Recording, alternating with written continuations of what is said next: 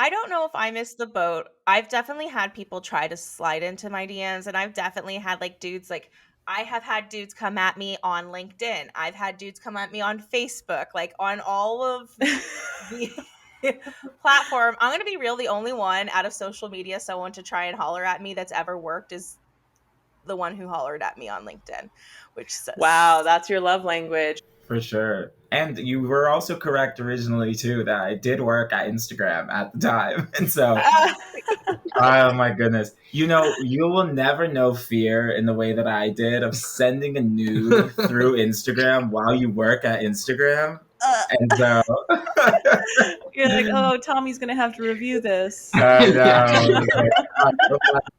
As someone who's an equal opportunity employer in the dating scene, it does make more sense.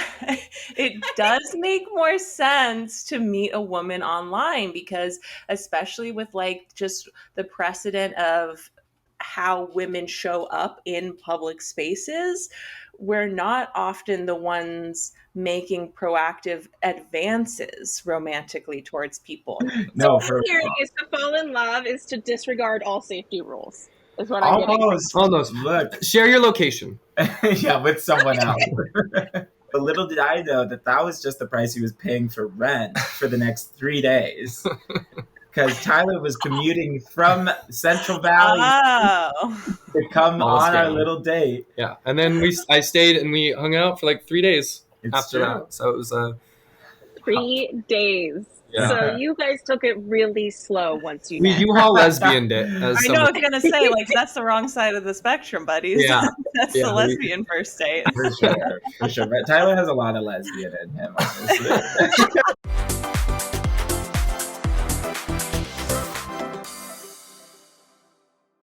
Hello and welcome to the pod. We're experts now.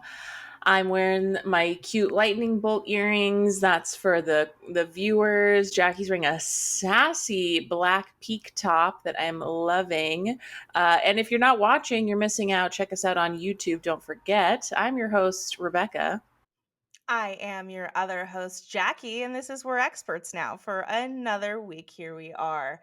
Also, who got you those earrings? You did. In fact, I was just thinking that. I was like, who gifted me such a perfect present as this pair of pretty earrings? But Jackie. I was like, I wanted them. I was like, these are so cute. I will never wear a yellow. And you know who looks amazing yellow? Bex, 10 out of 10 every time. I love yellow. Yeah, I love a yellow accessory. Actually, my sister got me. People are onto it with the code yellow for me, and I don't want it to stop. You know, some people are like, once you say you like turtles, no one stops giving you turtle presents. I'm saying it. I love yellow. Give me everything yellow. My sister got me a pair of woven yellow hoop earrings. They're kind of like almost like the teardrop kind of hoop, hollow in the middle. A perfect tasteful accent. These are a little more like edgy, like, oh, is she like a fan of comic books? Like, you know, who is she? We love it. Is she Thor? God of lightning. Yes, I am. Well, what I am not god of, and this is my amateur alert this week, is apparently sound editing, because yes, yours truly is doing it to it on the ones and twos, the sound waves hitting your ear drums, your bones, your hairs. And I had a whoopsie. I actually had a whoopsie on the very first podcast I ever made as well. You learn a lot when you just have to, you know, to bootstrap it and be scrappy. But the first podcast I ever, produced, starred in, and edited, it was a group setting, 3 microphones. My microphone was the only microphone not turned on. And so, like a psychopath, I re-recorded the entire episode, like speaking along what I had said, because I could hear it faintly in the background. So I was like listening to it, and then it's like voice dub for an hour and a half podcast. It was insane. So this mistake was not as bad, but I did edit an entire one of our episodes. We're experts now. And I was trying to make the process more efficient. So I took the actual raw audio file and I sped up the tempo. Oh. And edited it all. I was like, this is great. This went by a breeze. This was so fast.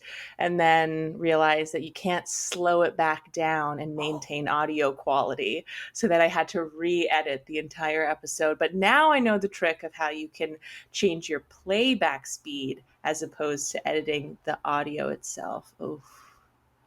Felt We've that talked one. about this, about doing an episode on when we're actually experts on the podcasting. Well, and this is a great time for our ad on, do you want to join our staff? Do you need an internship credit?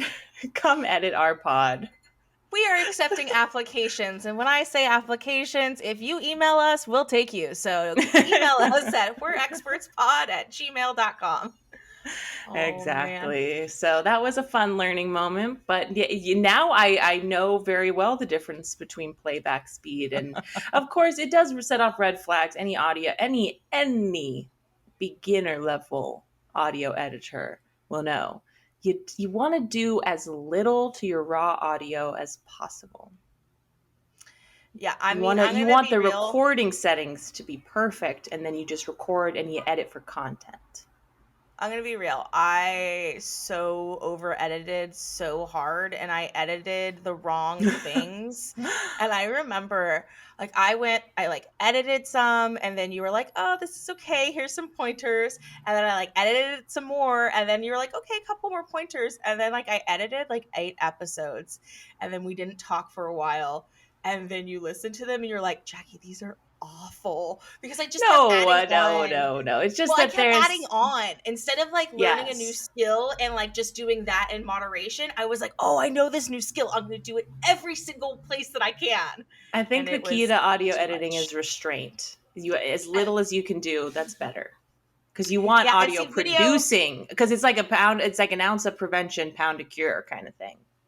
Yeah, You don't want to see, have to take audio that's already recorded into a better place. You want it to have been recorded in such a way that it's audio, and then this is how the sausage is made, folks. Okay, this is it. It's buttholes and eyelids. Oh, that's hot dogs. Sorry, that's hot dogs.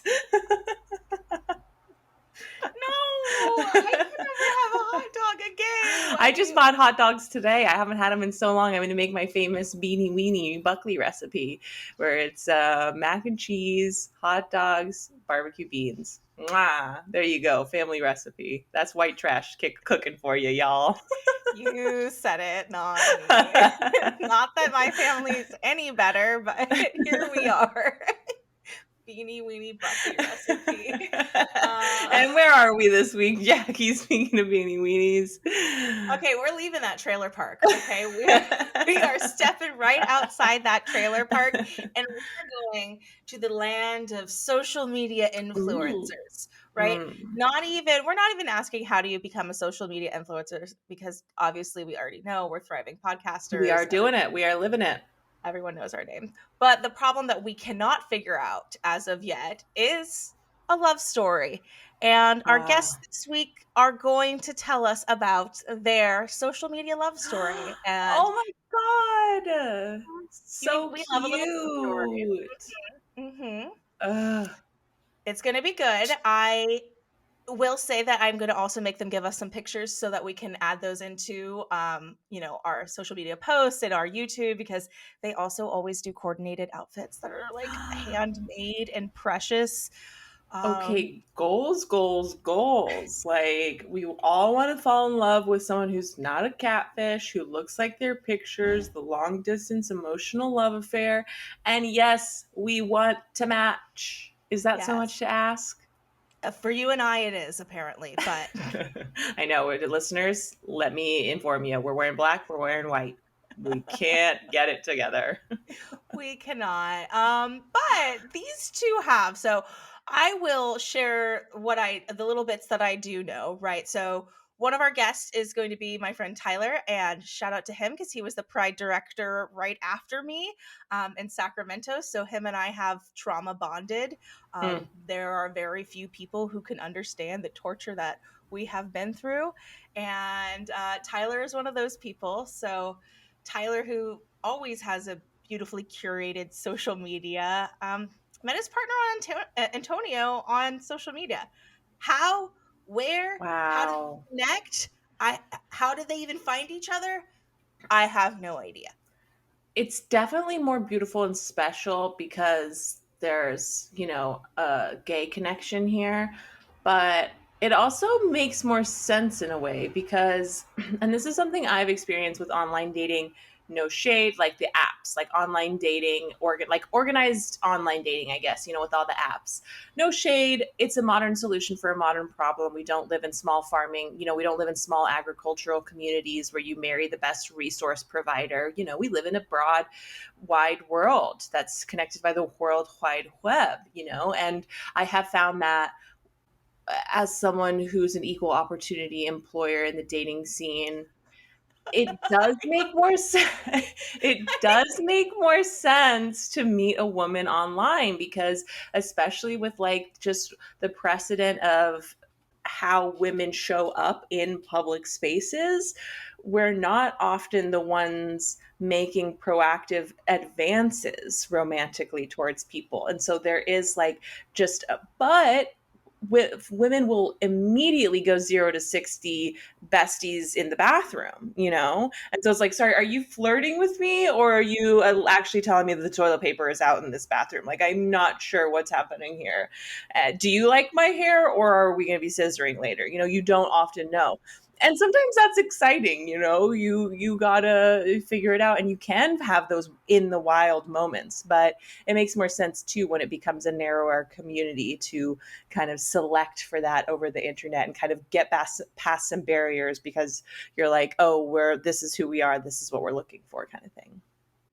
I think you're totally right on the like dating apps. It's rough, right? You and I have both been on them for on and off for a while. Like, life has taken us in different directions, so we've given them a shot, and it's hard to find people. It's hard to find that connection when you have an instant gratification. The next person that you talk to, oh, he also likes me. Okay, well, maybe that's better. Like, maybe I talk to him.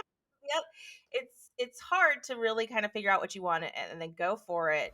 But And this you're saying is advanced level because they're not just on the apps. They just met on the Google or well, it's like real life, and that's where I was kind of going to go with this. kind Is of, like, yeah. like we used to meet people, make a connection, and then be like, oh wow, like maybe I want to date you. I guess there's always like meeting in bars as well, but this is, in my mind, I don't know actually how it went down. Is okay. We need to take a step back. Okay, first off, I have to recognize the reason that I am not finding the love of my life on social media is because I essentially have no social media presence. Oh, So I was to gonna say you have even too much self-respect, but yes, that could be the social media. Could be. and I think that's the first issue, right? Like, you have to have a presence on there, and not everybody has a presence. So, like, how am Mm. I going to find my partner with my like 600 followers that are all people I've worked with, I've went to high school with, or, like, I'm not going to find a partner in that pool. So, you have to I have see. a Yeah. broader reach Yeah. for the social media dating to even be able to be a thing. And then, like, I hear people say it all the time, like, slide into my DMs. And Slide into the DMs, have you baby. have you slid into a DM before? And this is embarrassing. I have slid into, well, not fully, because sliding into DMs, it's a euphemism, right? It's saying like, oh, I'm taking this to the private chats and I'm kind of being flirtatious and hitting on you. I've certainly had a lot of DMs of mine slid into, or my DMs have been slid into. There was one time where I was like,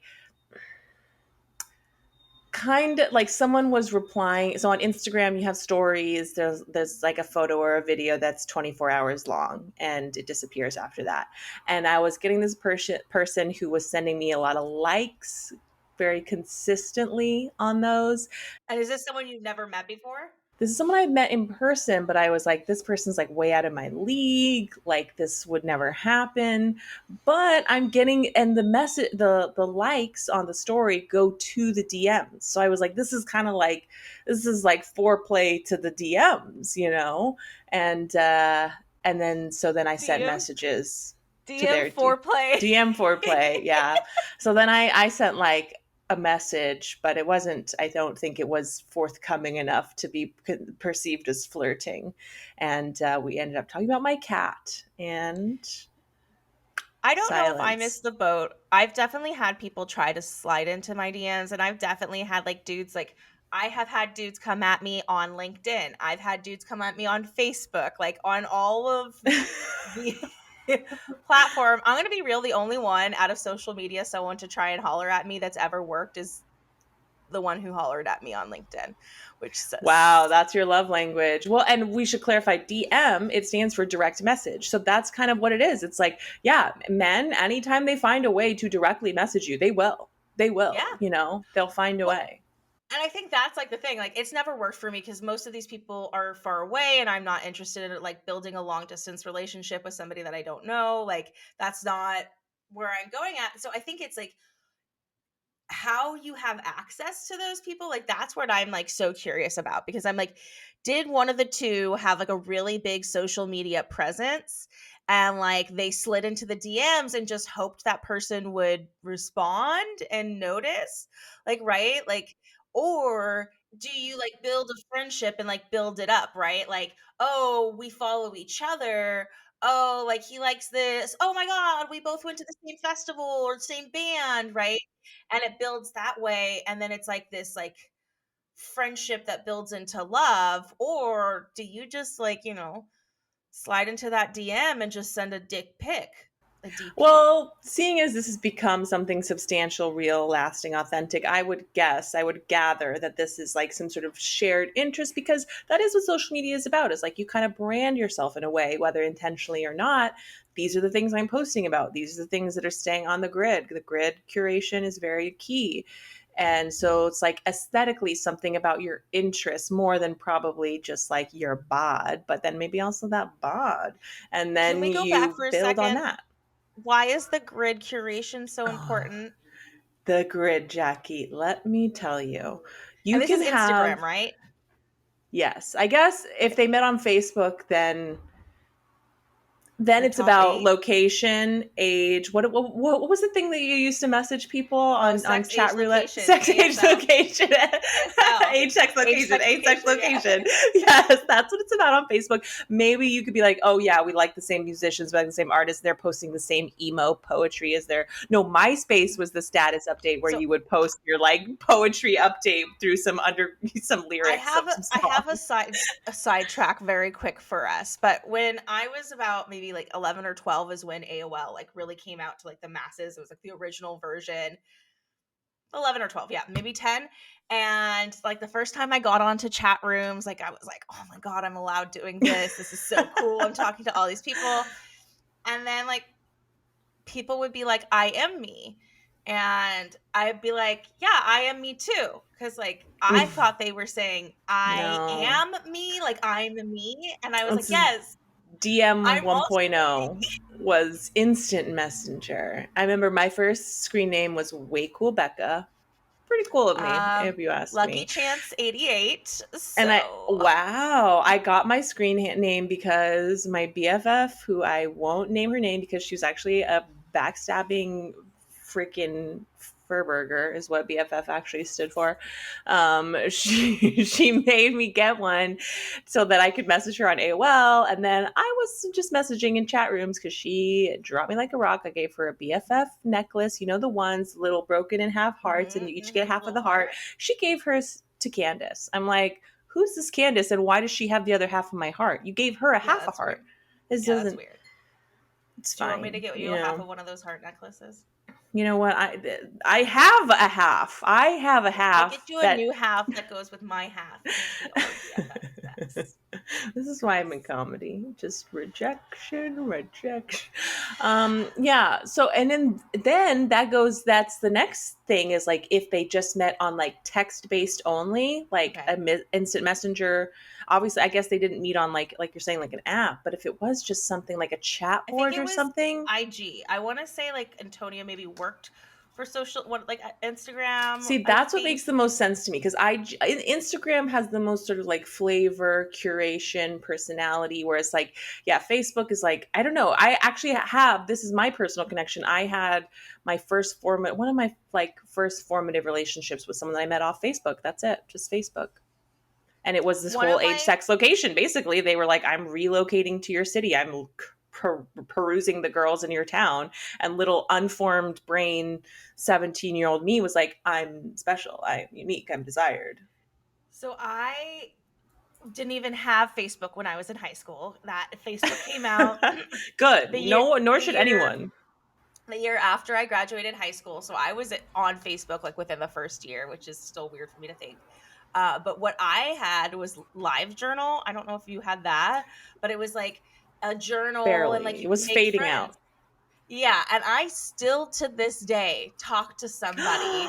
Shout out to Sushi, my dude. Oh my God, sushi. And him and I have been friends for like, yeah, a decade. I was 14, so 20 years. And maybe 6 or 7 years ago, he came out to California, and it was the first time we ever met in person. Yeah, we've been friends for Whoa. all of this time. So I'm with you. Those social medias in the beginning were very different. I think probably Instagram is probably the best way to meet people. Again, I don't know if I'm the best person to ask, but I think you're probably right there that Instagram is going to be it's very visual as well. And I feel like Mm-hmm. it helps you really, like you were saying, like get a flavor for who somebody is. And in LA, at least, I've definitely noticed that if for some reason I am following someone on Instagram first before I've ever met them, it's because maybe they came recommended due to a hashtag I follow. Like they're a comedian, they do sketch, they do improv, they do stand up, they produce a show, they've been on a show. So I'm just meeting them as like their brand, their talent, their thing. Sometimes those I see those people on dating apps and then we match because it's like, oh, we like already kind of know each other. Now here's our like permission to slide into the DMs. And so it's kind of like, yeah, it's kind of that thing of like sometimes you need different layers of getting to know someone. And social media sometimes is the first in this day and age. Like you could Well, I actually meet think someone that way first. so we assume we've seen someone on social media, we're either interacting with them as a friend or we're just like sending them, a pic, I don't know, in their DMs, whatever it may be, but you make that a first initial connection, right? And then I assume like weeks or months of like that favorite phase that we all have of the flirting and like, is my text message like right? Like, is it popping up? And like my personal like honeymoon, it's the best phase, right? It's my personal favorite. That flirty, ness. I think what is different than dating apps is then when do you decide to meet that person, right? Because with a dating app it's very clear you're here to meet other people, right? So some people want to do it quickly on a dating app, some people want to do it a little bit more time, but the idea is that you are going to meet. That's the reason that you're doing it. Yeah. With Instagram or meeting on a social media, even with flirtation, the question of like, when do you meet, right? Like, when do you decide that it's the time? Like, or how do you even bring that up? Because I feel like at first, if you're just like chatting it up, we're just friends, even if it's flirtation, someone has to like bite the bullet and be like, so, like, are you gonna fly here? Like, because it's not, I feel like a lot of these scenarios, it's not like you live in the same city and it would be easy to meet up because probably pretty I think it like, depends because I'm also thinking of like it's sometimes people from different countries, like even maybe something just like Canada, US, but if it's something that long distance, then it starts to make me think of that TV show that we watched 90 Day about Fiance. 90 Day Yes, I love it. I Fiance. love it. Yes, and I like, was just are we watching green carding? Are we Matchmaking vising? Abroad or something like that. But okay, so that's the next step of being together. But I feel like the first part is like having to meet up, right? And if you're in a Yeah, different because city, you have to buy an if you're in a airplane different ticket. city, you're like, oh, is this cute? Do we make it like a meeting halfway Mhm. point road trip and we meet at the Bucky's off I-35 or whatever?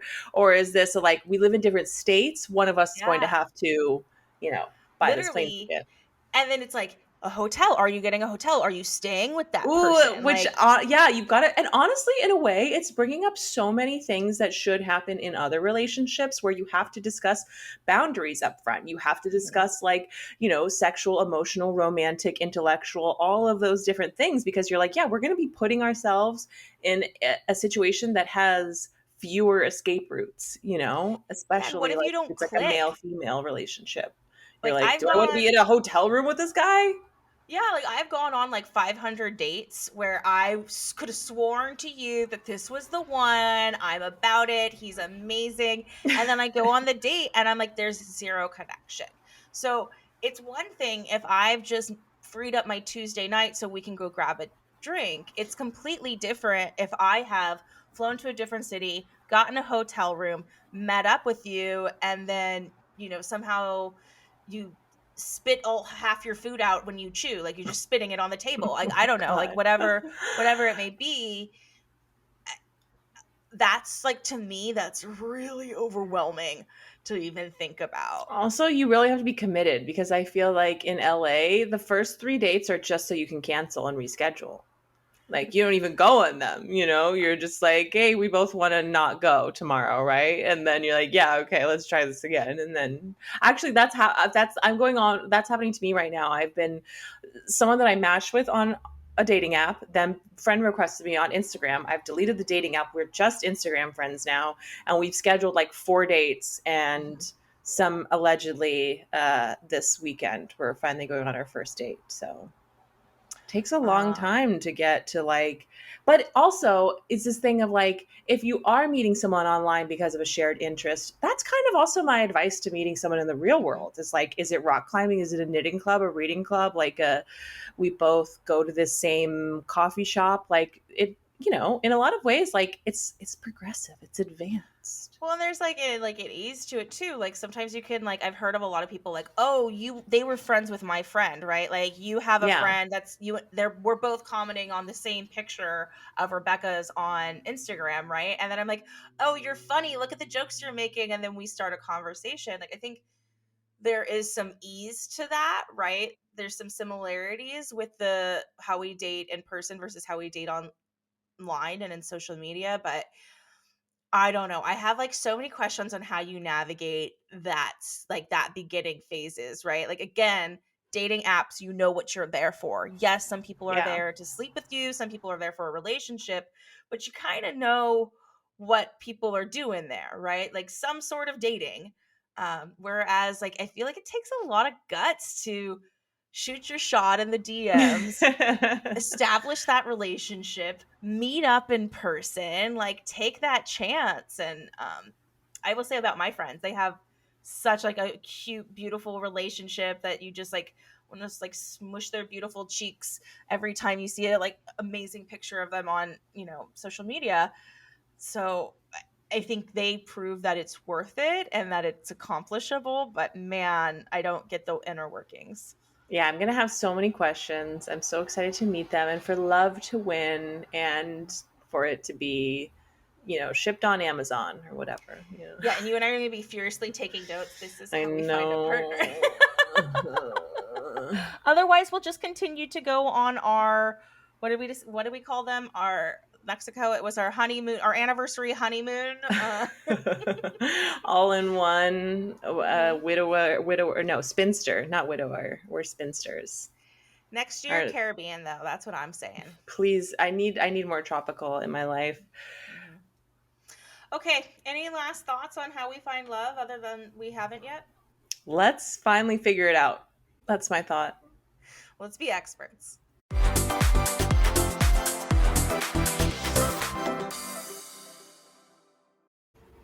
Welcome back, besties. It's Bex. We are going to get back into the deep dishing about dating. Jackie, who do we have with us today? Oh, we have some lovelies here today. We definitely have some people who know more about love than you and I, so we're going to be furiously taking notes the next 30 to 40 minutes and really trying to get it down. We have one of my friends who I love always to say was the pride director after me. We've talked about this on previous episodes, so Tai Tai and I have trauma bonded in a way that not many people know, and his partner, Antonio. So why don't you two tell us a little about yourselves? You go first. Hi, I'm Already, that's Antonio. love. Well, I am Antonio. I live in San Francisco with my beautiful boyfriend and our 3 other roommates. No, we do not live alone, but I am a user researcher in the city at a startup. So the most like cliche San Francisco thing you can be besides an engineer, I guess. I'm obsessed with the city. We have been like exploring all over recently, and so we've seen like every single neighborhood in the last couple of weeks. Just trying to find a new apartment currently to move in with just one of our roommates. We're downsizing. So slightly downsizing, but still not alone.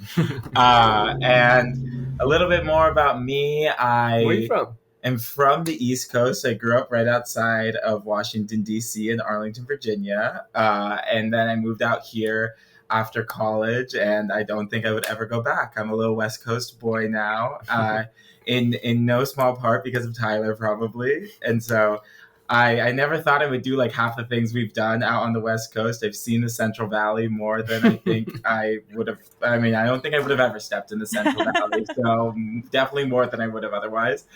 And I am excited to talk today. Awesome. I'm Tyler. I am an event manager here in San Francisco. I work at the Museum of Modern Art. I also, as Jackie mentioned, worked at Sacramento LGBT Center doing their Pride events. So kind of been in similar roles and situations as Jackie. But yeah, I love being in San Francisco. Excited to talk about love and all the ways in which we've discovered it in the most probably non-traditional way. But yeah, that's us. It's a new tradition. Yeah. Yeah, seriously. I mean, honestly, it's what the cool kids are doing today. What those young people out there are doing. So, okay, before we jump into the love story, how did Bex and I do on figuring out how you fall in love? Or can we do it by ourselves, or 1 to 10? Were we score? just the blind leading the blind over here? No. I think you guys were pretty good. You were talking about like curation, and I think that is important. But like it's also curation, but understand that is surface value. So you got to dig deep. But no, I think it was pretty good. It's definitely like on the correct trajectory. Okay. I think so I'll take that. too. I'll take that. I would give you a good like 6.5 out of 10, honestly. Yes. Which Okay. is way better than the D plus that it is. Because I feel like you definitely had it very correct. This idea of, being able to find someone that's out in the ether that isn't just on a dating app. I feel like there's a million ways to find people on the internet nowadays. And so dating apps are one of them. But if you do have that social media presence like y'all talked about, you can find people out there otherwise. How authentic that social media presence is often, you never know. But it's just like one of the many ways, I'd say. Well, listeners out there, remember, Bex and I are single, and you can find us via the podcast. No, but really, I feel like you guys have told me, but we were probably at a party and we were having too much fun and I was giggling. But how did you two actually meet? Like, what was that? How did that come to be? Yeah, this is a story we love to tell because it's kind of funny. And actually, there's a point of contention which you kind of brought up in a way Yeah. in your. Well, I don't know if you knew you brought it up, but you brought up one of our main points of contention in your intro. we'll dive into that Okay, one. great. So I was perusing TikTok, as one does, on my For You page, just kind of scrolling, and this like little video popped up of Antonio, and he was like on his rooftop. There was like some fun music. He had like really nice legs, and like the whole premise of the TikTok was like, send this to your friends in San Francisco. Like, I'm trying to meet people in San Francisco. That's like kind of the bulk of it. And he did this like cute little kick with his feet, and we can share the TikTok. I have it saved in my favorites. This is like the straight up Alexandria Ocasio-Cortez video. And so yeah, I like kind of was like, okay, he's cute, perfect. And then I was like, okay, like, you go to his page, and then like, okay, his page is linked to his Instagram. And so then I bopped over to the Instagram. And then I was like, okay, he's like kind of cute. So I hit that follow button. And so obviously, click that follow button back. Obviously. And so it was just like a bit of like a mutual for a little bit. Like 2 weeks. Yeah, a little bit. And then I posted this like really cute little video on like coming out day and like how like National Coming Out Day, it's like not necessarily about coming out, it's find your own time to do that.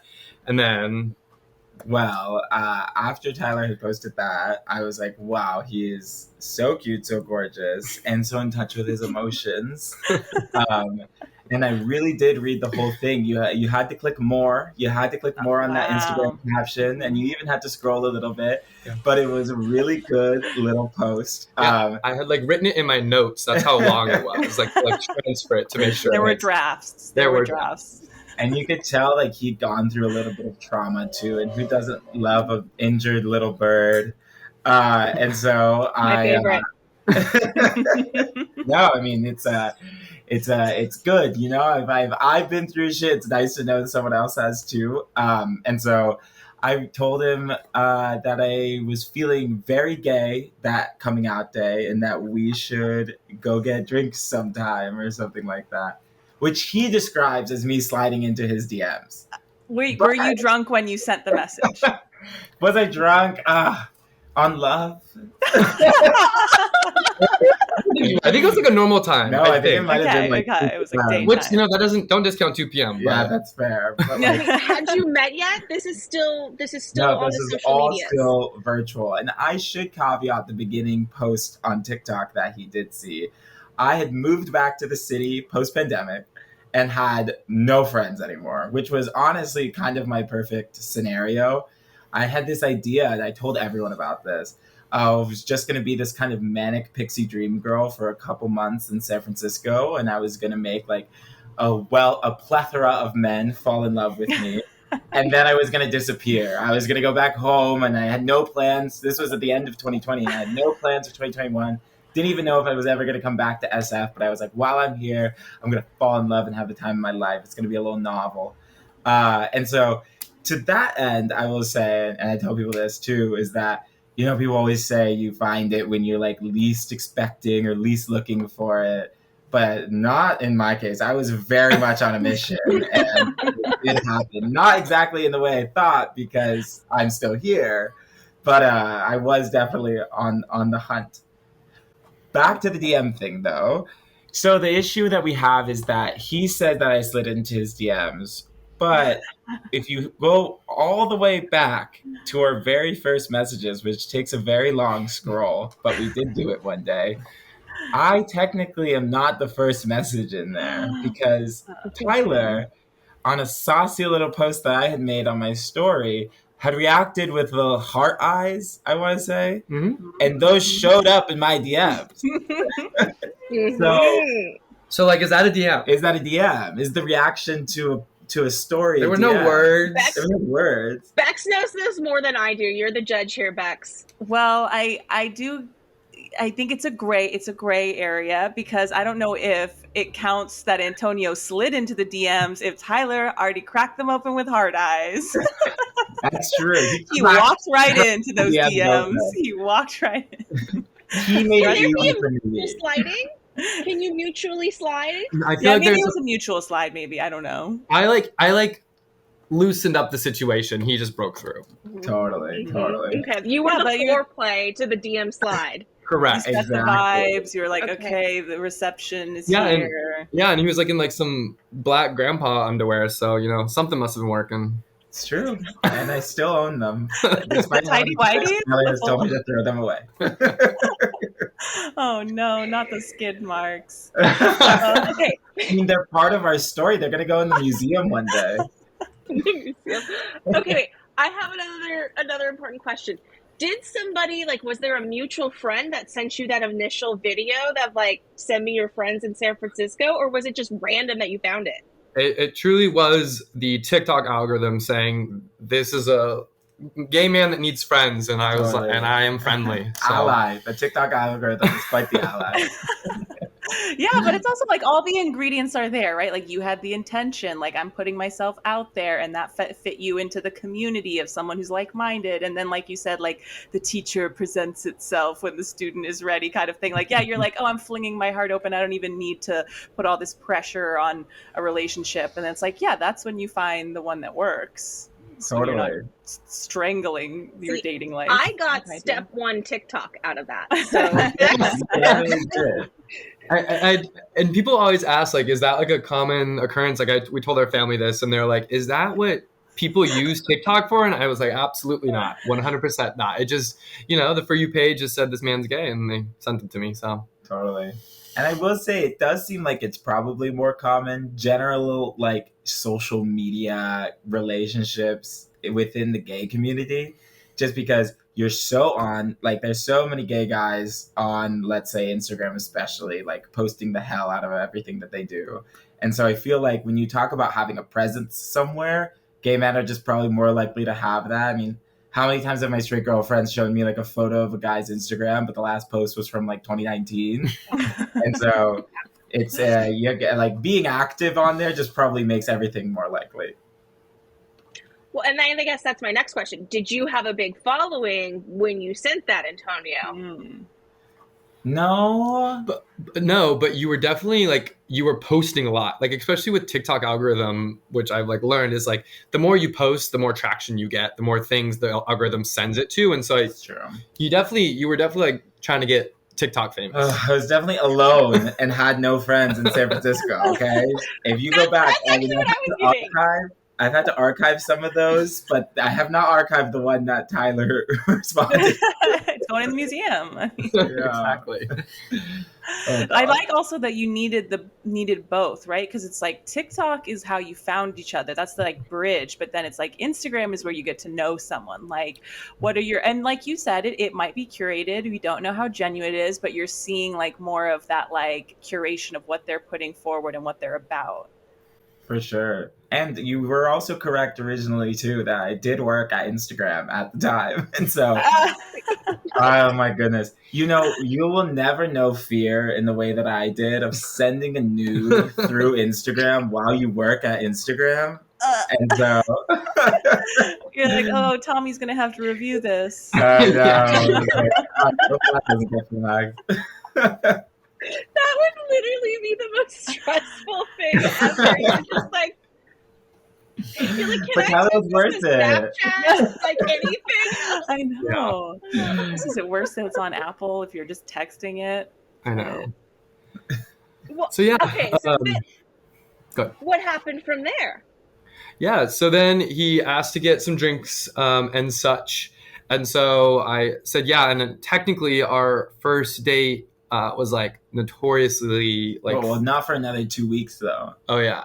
Because what really I think fostered our relationship was the fact that we didn't see each other right away because we had to talk for an extra 2 weeks because he was out of town, then I was out of town, and so we're just chatting the entire time. And so like when we actually got to see each other it was like all the more waited for. Yeah. That is true. Like we were able to get past that initial like, social media curation. It was actually talking and getting to know each other, and also we were both doing very like friend oriented things, and so like having kind of an insight to what does this person do with their friends, what do they do on like the regular day to day. It's not so immediate, like when we first did end up meeting, it was kind of like oh, how was XYZ. It wasn't so much like how many siblings you have, which it still was, but it was a little less loaded at the very beginning. When we actually met, I think was also super helpful. Good call out. Mm-hmm. It'd be so weird about dating apps too, where you're like, we're here for the explicit purpose of dating. We're like, we're in the DMs. Like that's like the dating app is we've slid into the DMs, and now the first time we meet is going to be like, let me do like an interview, and then like when you just like hook up on the first date, you're like, okay, now that's out of my system, and yeah, you don't get that like, who are you as a person, and like, what are your social values, and would our friends hang out? Would I go rock climbing with you? Like. No, we got to know like a little bit, like you said, about what little adventures each person was on. And so it was a really easy way to kind of break the ice when we were together, just like actually hearing about what you've been up to for the last 2 weeks, outside of what we already probably talked about a million times over text. But he did come over to my place to start. We had a little drink at mine, and then we went out for two other drinks where I made Tyler pay for the much more expensive one. This was like peak COVID times where like bars weren't bars. It was like every bar was a bar and a restaurant, so you like always had to order food. So the first place we went to, it was called Teeth. It's in the Mission. Very cute. We got some margaritas. He was like, "I got this one. You got the next one." I was like, "Okay." I think gentlemanly. And so then we go to the next place, and it's like the super cute wine bar. Which I had never been to. Yeah. Okay, so it wasn't intentional. Super cute wine bar, but like at a wine bar, like everything, like the cheapest bottle of wine, which I couldn't necessarily get, but like was like $68. Plus, you had to buy like a $9 like little container of nuts, and I was like, okay, now he's scamming me. But little did I know that was just the price he was paying for rent for the next 3 days. Because Tyler was commuting from Central Valley to come on our little date. Yeah, and then I stayed and we hung out for like 3 days after true. that. So it was 3 days. Yeah. So you guys took it really slow once you we met. U-Haul lesbianed it. I know, I was gonna say, like, that's the wrong side of the spectrum, buddies. Yeah. That's the lesbian first date. For sure. But Tyler has a lot of lesbian in him, obviously.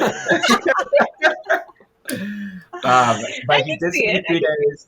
Yeah. A lot of my friends asked, like, is this guy homeless? Like, is he living like, okay? no, he's living with me. Well, he like posted on his like close friends story, again, back to social media. He posted like on his close friends story. Like, I was like working from home, and so I was like, mine. Yes. I was working from his home. And so he took like a picture of me when I wasn't paying attention, and he's like, date's been going on for 30 hours. Like, how do I ask him to leave?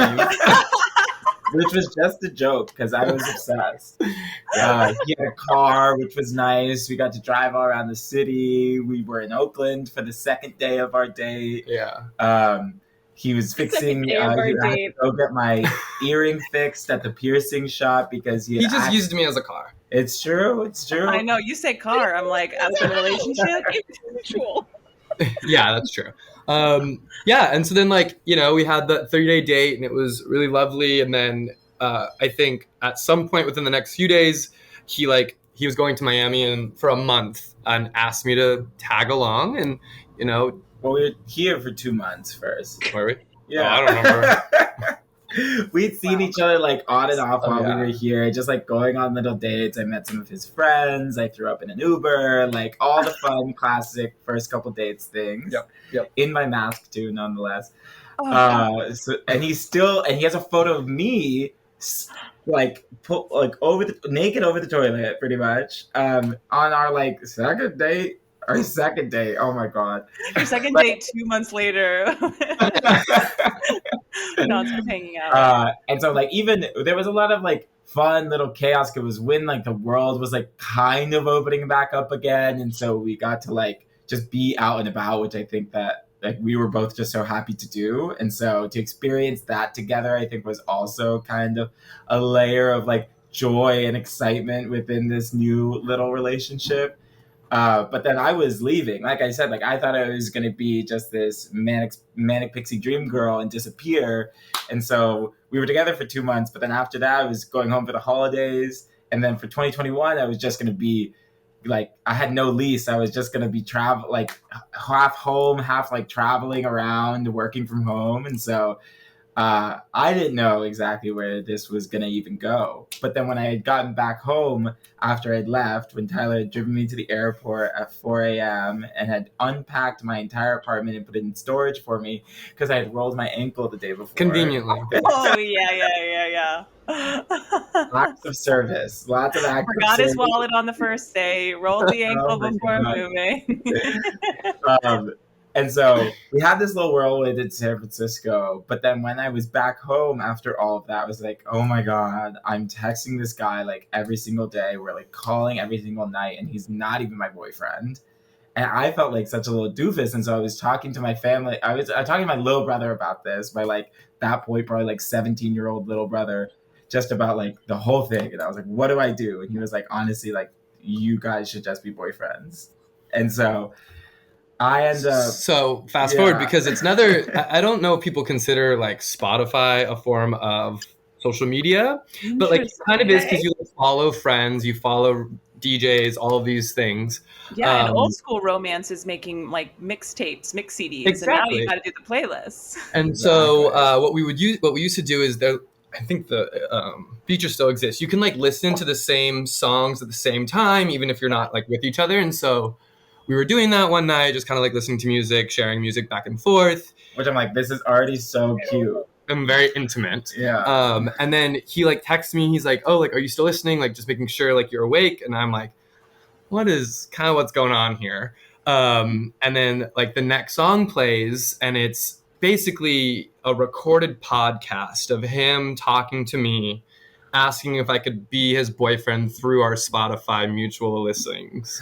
Okay, standards have never been higher. Shut the front door. That is the cutest thing I've ever. I'm like, how'd you even do that? Podcast. I was like, before I actually had a podcast, I could have never figured that out. Bex figured this all out for me. Like, I don't know how. I would have never. It would have taken me days to figure out how to do that. That's so sweet. Well, it's one podcast, one episode with only one listener. But it has 1 million listens. It's so exactly. weird. I still have it saved. It's Replayed. like, yeah. So, which, yeah, and then that technically is how we started dating. And it's funny too, because the time change, we don't technically know what day, because he was in Miami, and so I was technically like the 12th and he was the 13th, and so, you know. Yeah. Well, we decided on the 13th because it's a more fun number. Yeah. Yeah. I love So that. December 13th. So wait, September? so then you went to Miami after you just went? Okay, well, first of all, he's not telling you that, and he tells me this like a year later that he almost said no. Well, I did. Well, I was just like, this guy's like really putting everything forward, which is cute and lovely. But I'm like, you know, it's like we're in like the middle of a pandemic. I don't know what's happening. Because I was like, but do you want to come to Miami? And then I was like, I guess we can make this work. Yeah, and so then he had mentioned he was going to gallivant all over the country, and he was going to be in Miami for a month, and invited me to come for like a week and a half. And so I was like, sure, let's just, you know, again, it was an interesting time and place, just with like COVID and nothing really being open and flights still being kind of scary. And so like we were always just kind of really with each other whenever we were with each other, which I think also like added to the relationship. You were like with each other kind of nonstop. And so it really let us know whether or not we wanted to be together, because it kind of forced us to be together. And so in Miami, we just did like this week there, and it was a hoot and a half. Mm-hmm. And I learned that people, a little about me, I don't get super hungover when I drink. It's just like a thing that happens. And Antonio does get very hungover. And so we had this like trip booked to the Everglades, and I was like super excited. I was like, I've never even thought I'd go to Florida. Like, let's do the Everglades. And we like went out the night before, and you know, went a little too hard. And he was like, just like, I was so dead. Unwell, like the most unwell I've ever seen someone. Second date hangover. And meanwhile, Tyler is just as chipper as could be about going to the Everglades, and we get even all the way to the elevator to go down and change and ready to go, and I'm just like, I can't do this. I can't do this. I thought we were going to find out with that you're the one that gets seasick or something. Like, it's not the hangover, it's the waves. Yeah. And so that was another point that I realized again, like a year later, that Tyler almost broke up with me. I'm just a planner. I'm a planner. I'm like, we have things to do. We have things to get to. And I'm like, I planned this whole trip, and I'm like, and I was like, I'm going to go to a museum or something. And then I ended up Quality walking time, out, and I was language. like, yeah, I was like, you know what? This is not worth like going. Like, this guy clearly needs my help, like in the bedroom. But no, I was like, so I like walked. I was like, you know what? I'm not gonna go. And then we still just had a lovely day watching TV. We did. It So- was very nice. It was almost over. He almost did his own thing. And then he was like, I'm going to turn around. I'm coming back. I rounded back. Reframe. Exactly.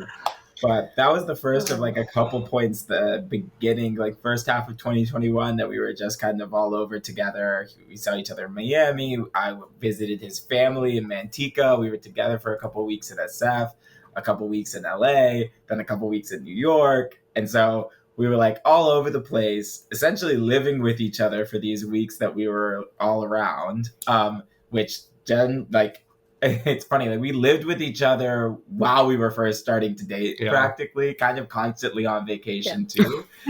And so very lucky in like this kind of beautiful way to get to know someone. but not a really like real relationship in that sense. It's like everywhere you go is a honeymoon vacation practically. And so came to Very the point glamorous.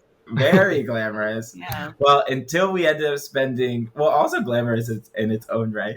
But I ended up coming back to the West Coast because I was like, okay, I want to move back to SF. This is like August or something at this point of 2021. And so I was like, I want to go back to SF. I want to find a place. But before that, I had like stayed with Tyler in Manteca for a little bit. So like back in the Central Valley. And I ended up staying there for like 2 months. I don't even think my family knew I was living there.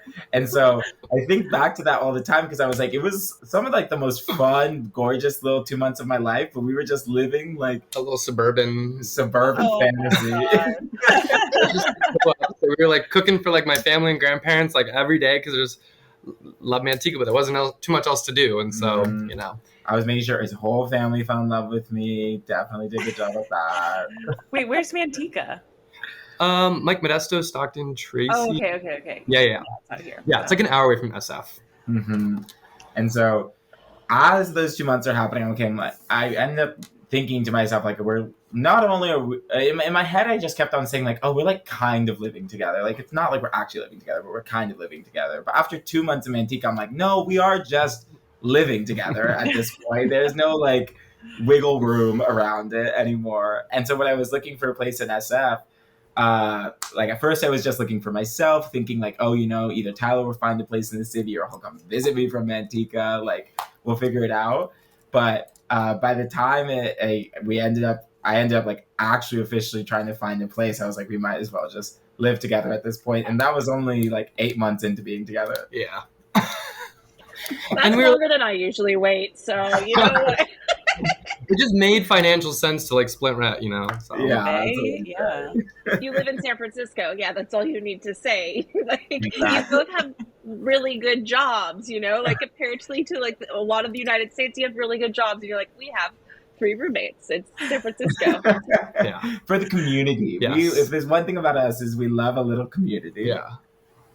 Yeah. Well, and speaking of I community, I mean, what was it like visiting in Florida? I guess now it to me seems like this scary place where you're not supposed to go if you're like at all queer. And I don't know if it's different because it's Miami or like if it's just. Miami definitely is a little bit of a pocket. Like I'd say Florida is divided in two. It is both the South, and then at a certain point, if you just keep going south, you're just in Latin America. And so Miami is kind of where you hit that point. And so little would you know that like the machismo Latino people are probably nicer to the gays than anyone north of there. So there is definitely a community around, and my whole family lives down there. And so Tyler got to meet my family, or has gotten to meet my family since we've gone down and back there, which is nice. But in general, like you gotta keep your eye out because you never know. But mostly just for like your wallet getting stolen at a gate club, less for like a hateful person on the street. Yeah, they're in North Florida. What is it, like Kissimmee, like Orlando, all of that. It's actually where the rest of my relatives live. So. Oh, so you really know? Well, that's because like they are Trumpers and those people. So I do know White to avoid Florida. that area. Yes. Great times. Oh, God. I've actually like it's kind of so fascinating how many times like social media has like had that touch point in your relationship. Like I really only like knew that like the beginning started there, but it's like kind of cute. And then like as I like we talked about this a little bit in part 1, like you guys' social media now is like the stupidest, cutest things like I've ever said. Like you guys always have the cutest like couple outfits. Like at like there was like the Christmas one like that were like buttless chaps or whatever. Like Santa outfits. You did the little cotton balls thing. And so I think like how do you guys like come up with that creativity too? Like is that's like I feel like how you stand out on social media a lot of the time, and like you guys always have these amazing ideas. Yeah, I think it really does kind of come back to what you had mentioned of like having like similar interests and like mutually kind of agreeing on your perspective on life. And something we talked about when we were moving to the city, and this is like something we, I guess, put our intentions out when we came before we even like moved back to the city, was we want to add like culture to the city, just because San Francisco kind of like in this weird little limbo right now. And, you know, we wanted to make sure that if we were coming here, we weren't taking from the city, we were adding to it. And so whenever we are going to events or whenever we're going to a friend's birthday, like we theme it up, we really think about like, how can we make sure that when we walk up to the party, everyone looks at us and like takes a picture of us. And like, that happens genuinely, like Flip's hair more often than not. And so it really Every is. time I see you. It really is just like, you know, like we want to like make people, you know, like it's so easy to be passive in the things that you do. And so I think we are both very active in the way in which we represent ourselves and like want to like be viewed as like kind of like the fun, creative kind of couple. And I think that's something we really put out. But for most outfit ideas, like he is the mastermind of like the idea and then the creation of the outfit. He will be working away. It's hot glue and a dream, and he will put it together. It's true. It's true. Everything you see will almost always be made of hot glue. Yeah. It's like amazing. Yeah, like we have this for Coachella again, like he made this like Care Bear assless chaps outfit that just like people would like run up to us and they were like, this is the best thing, like where'd you get it? And you know, I would be cute, I'd be like, well, he made it, hot glue in a dream, he can do everything. It's always about like, you know, adding intentionality to the things that you make and do. Definitely. And I'd say too, like so much of it I think has to do with Tyler's ability to put on an event. Like I think I am tasked with any event of his, especially that I'm going to, of, you know, bringing the energy and bringing the fun. And I think an outfit does that for you before you even open your mouth. Because obviously, after people talk to me, they'll be in love. But I want them to be in love with me before I even say a word. And so the outfit kind of does that for me. And he's humble. Yeah. Mm-hmm. So humble. That's key. I had no idea you made so many of those yourself. Like I kind of like, I knew some of them you obviously had to, because like, yeah, where do you buy some of these things? There's just no way. But that's a lot of time. When do we start to see Styles by Antonio? When can we buy these commercial outfits? Whenever they open the museum. Yeah. I mean, you should see the closet. One of the things, like I said, we're looking for a new place right now. And honestly, Tyler's looking out for it more than I am. He always says, we're walking through, he's like, this is where you can put your stuff. Just because I will make an outfit that is so specifically just for one event. If I put like, you know, hours into it, and then after, you know, maybe I'll wear it again if I'm trying to put on a show. But I'm like, what do I do with this? And I tell Tyler constantly, like, we can't throw it away. Like, it's for the museum. Like, it will be somewhere one day, obviously. And so I don't know when the designs are coming out. I did just take a sewing class for the first time, so I may be graduating from hot glue soon. But now you're gonna have to have a sewing table and like a room for that, reams of fabric. Very much consideration. Very much consideration. I support this. I think you should do it. Yeah, we'll see. You'll be the first to get the design. Okay, thank you. I also like really loved what you were saying about like adding the culture back into San Francisco. This is going to be like a total like side track tangent, but I think the last few years San Francisco has lost so much of its charm. Like it's been hit hard by the pandemic. We lost a lot of people during tech times. Like it's just been like rough. We've also had like a lot of issues that San Francisco needs to work through in particular. Don't need to go into it, but I think that there is a lot of like love lost with the city right now, and a lot of its like specialness has been lost in a couple of years. And as someone who's like grown up around here, you know, Tyler, you and I didn't even grow up that far away from each other.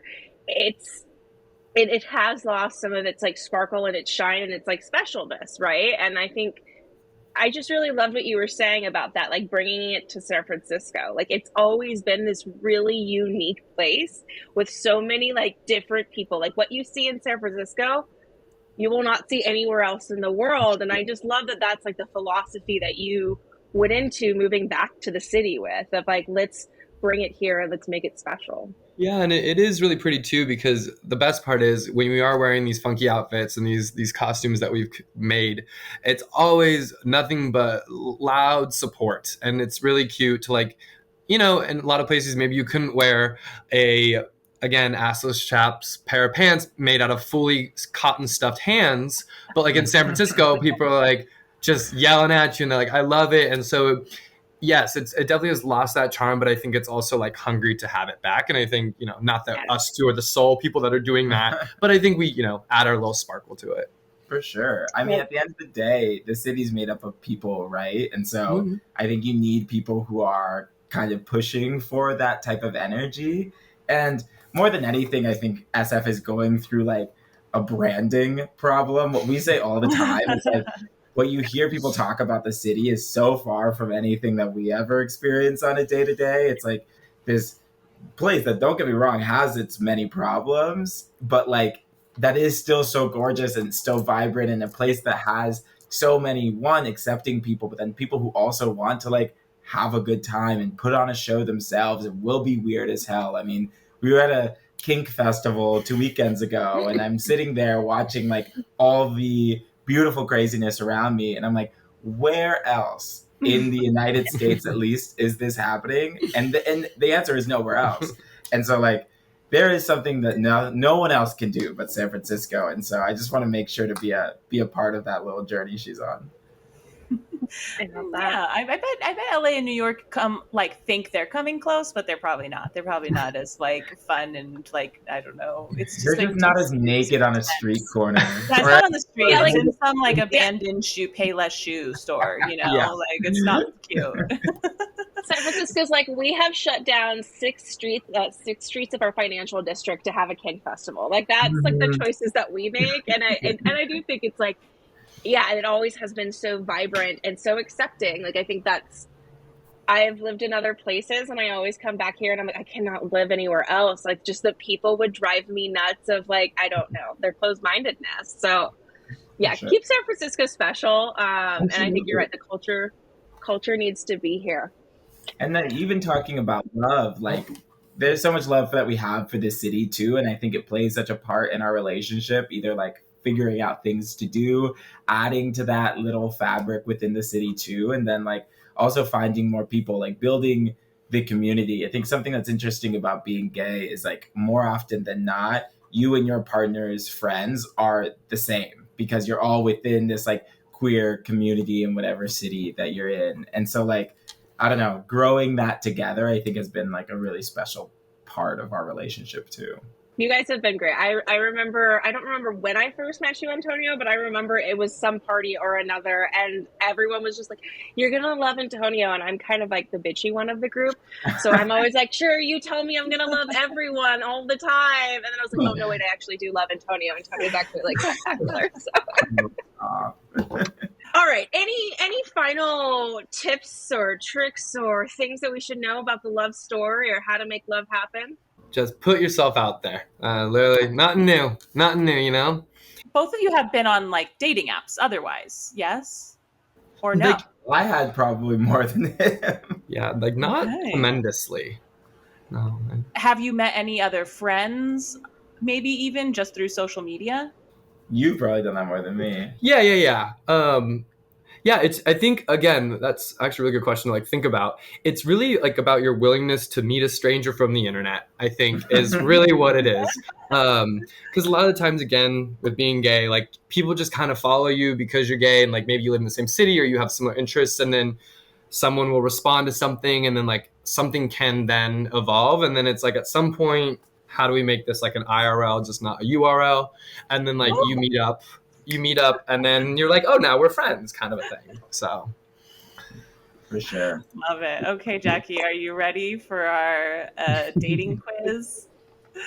No, because I took like 3 notes this time. So I got step 1, TikTok, and then Nice. an arrow down to IG. I wrote U-Haul, the number 28, and then IRL, not URLs. Okay, so that really spanned the whole scope. Yeah. I mean, it's like going from, big picture, like the algorithm as a metaphor. What are your interests? What kind of streams are you stepping into? Who else is in that stream? Then you gotta narrow down to your Instagram part of the metaphor where you're like, okay, but like, what are we really about? And then you gotta make that like, someone's gotta make the flirtatious gamble, whether it's the hard eyes, DM. or the sliding into the DMs. Like there is a little bit of like, someone's got to take a risk. if you're not, because you're not coming from it straightforward like a dating app where you're like, we are here to date, that this is, you know, more formal setup. It's like someone's got to take the plunge. And Mhm. then yeah, chemistry, you know, are you going to Make a have that unique 72 podcast, hours? upload it, put it on a playlist, because that's the cutest darn thing romantic I've heard. gestures, yes, because you know, like playlists and mixtapes, I feel like have always been part of the courtship process. Oh, and the courtship process, because it's like if you rush through and just like burn out on one date, you might never know. But it's like, are you both putting effort in, and like, is there a like Mhm. interest level? And you know what? It's so funny. As I'm thinking, I'm like going along with this, and like, where did all my relationships fail? Okay, we weren't both interested in putting in the effort. I'm like, that's the next step. That's where that one burned The out first on. step. Well, I think like the putting yourself out there and the willingness, and like I have to be honest, like why I am single right now, I'm not willing to do it, right? Like I'm focusing on other parts of my life, and that's how I got to here. And I like that's an honest conversation, but I think like what you were both saying is like actually putting yourself out there. There's like the, oh yeah, dipping my toes in, I'm active on a dating app, and then they're saying send my TikTok to all of your friends that are in the city, and like really be out there and then seeing something and being like, wow, I like that and I'm willing to go for it. And I think all humans, that's like a lesson to learn, right? Like we need to go for the things that we want, particularly in love. Like you only get what you go for, and like taking that chance, like you guys' love stories is like probably one of the cutest ones I've heard in a very, very long time. And it all came from a lot of chances taken. And so I think that's the biggest piece to remember. But But you it's know what? going to be a long time till I learn it. Give yourself a little credit, Jackie, because you've got some of that Zen piece of you're like, well, I'm focusing on me, and that's going to align your life to the things that are going to be, you know, open to that, and maybe that, you know, puts you in the better place than just like seeking. But yeah, it's definitely a balance of you gotta put yourself out there, or else, you know, how else will anyone find you? That is I think that's the problem in my strategy. I'm like, how are people supposed to meet me when I'm drinking in front of my TV? You know, it's like I guess I'm gonna be waiting for the vacuum salesman to and then All right. Have we? Oh no, Bex still got points. nope, I think that was the last point. How do we do? Can't we fall in love better now? Did we learn anything?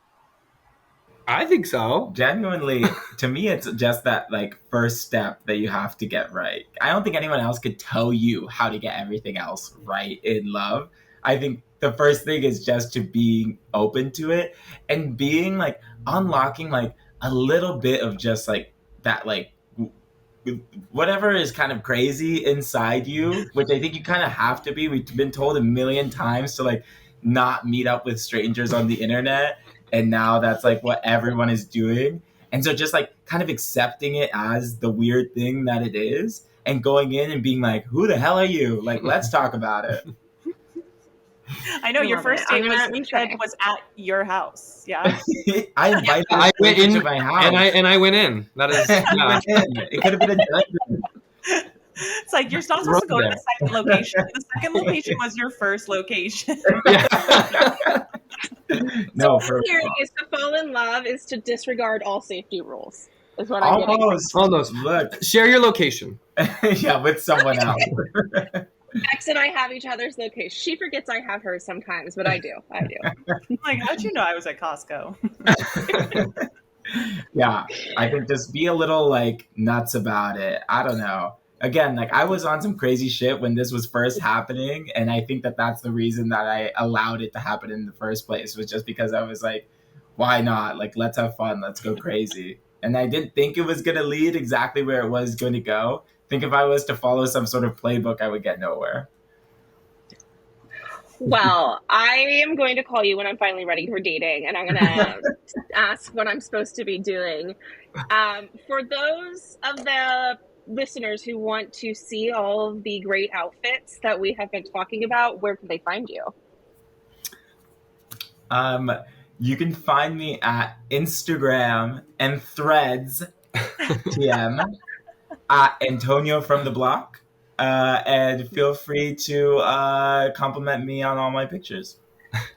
And then you can follow me on Instagram, not Threads, at Tyler Bertacco, phonetically spelled. And we will link those in show notes. Thank you both so much for coming today and telling us about your love story. This was incredible. Oh, thank you Yeah, all. thank you so much for having us. All And right. y'all are experts. All right. Yeah, you did it. You are experts. Let's You go are fall in experts. love, Jackie. But now you have to go We're put gonna it to go the follow. test. I want to see how it We'll works report out. back. Yeah, we'll report back. We'll do a part 2. Okay, let's switch experts. Bye. That was great. And that was the show. Thank you everyone for watching, and we hope you stay curious. If you enjoyed this video, watch our other videos here on YouTube, or you should listen to the episode on We're Experts Now podcast.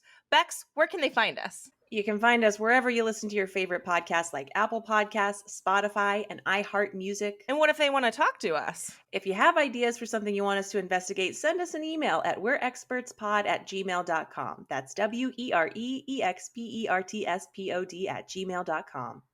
Great job on that spelling. Ooh. A+. Do you do this professionally? I believe we're both doing it professionally right now. Wow, people should know about this. I completely agree. And you can find us on Instagram at We're Experts Now Pod. Thanks again. And if you enjoy the show, subscribe and comment, and do not forget to leave a 5-star tip. That's a great idea. Are you a podcast expert? I think we both are. I think We're experts now.